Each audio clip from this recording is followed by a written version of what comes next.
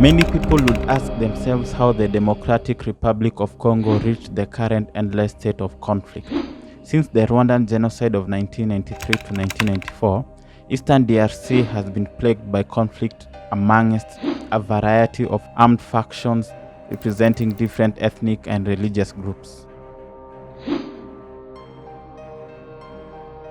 The genocide has fueled much of this conflict. Genocidaires and victims have both fled Rwanda at different times, leading to large refugee population inhabiting Eastern DRC to this day.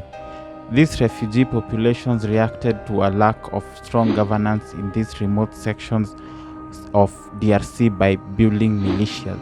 Unfortunately, up to now, the DRC government has been unable to solve the governance issue of administering a subcontinent, nor the numerous ethnic and tribal tensions that have resulted from this large refugee movement. The Democratic Republic of the Congo remains one of the most difficult and long-standing humanitarian crises in Africa, with 5.4 million IDPs due to conflict as December of 2021. There were 853,000 Congolese refugees and asylum seekers in neighboring countries immediately affected by the DRC situation, and amongst 1 million Congolese refugees and asylum seekers across the continent as a whole. Most displaced people have fled from the eastern areas of North and South Kivu and Ituri provinces, and areas in Kasai, Haut, Katanga, and Tanganyika provinces. Intercommunal conflicts and military offensives continue to trigger vast and repeated displacement of millions of people, especially in the east of the country. Gender-based violence has remained a major concern, compounded by a weak judicial system and widespread impunity. In May 2021, the President of the Republic declared a state of siege for the provinces of Ituri and North Kivu. Despite these efforts, several parts of the country are still engulfed in violence and armed conflict.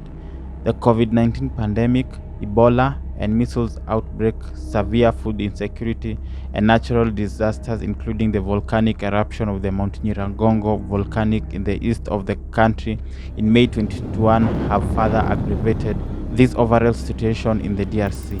One of the most prominent rebel groups to emerge in the aftermath of the war, known as the March 23 movement, M23 rebel group in the Eastern Democratic Republic of Congo, has pushed into fresh territory. The group, mostly drawn from the Congolese Tutsi, has swept across North Kivu province, triggering a humanitarian crisis and a showdown between the DRC and Rwanda, which Kinshasa accuses of supporting the rebels. In recent weeks, fighters have been edging closer towards Goma, an important commercial hub of 1 million people on the border with Rwanda. However, local residents and administrative officials are claiming that the armed group has also begun a push westward into Masisi territory. The East African Community Peace Facilitator for Eastern DRC, former Kenyan President Uhuru Kenyatta and Burundian President Evariste Ndayishimiye, arrived in Kinshasa on 20th November 2022 for a 2-day visit.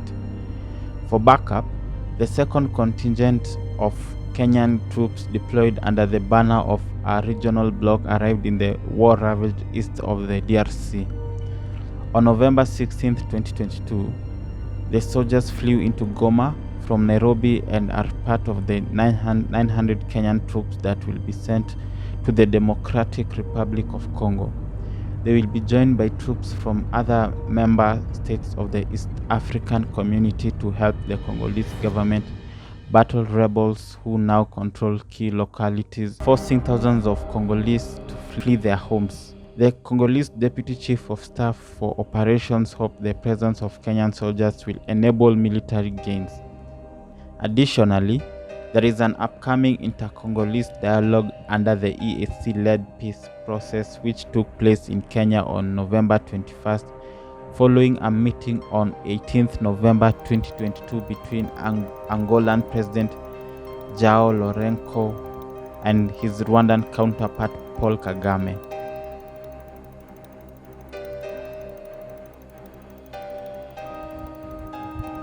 As old patterns of cross-border conflict are now arising again, it is important for African countries to remember that securing long-lasting peace, facilitating timely and efficient response to conflict and crisis situations throughout the continent will help create an environment that supports self-sustenance, preventing conflict from restarting, and addressing underlying structural and societal issues.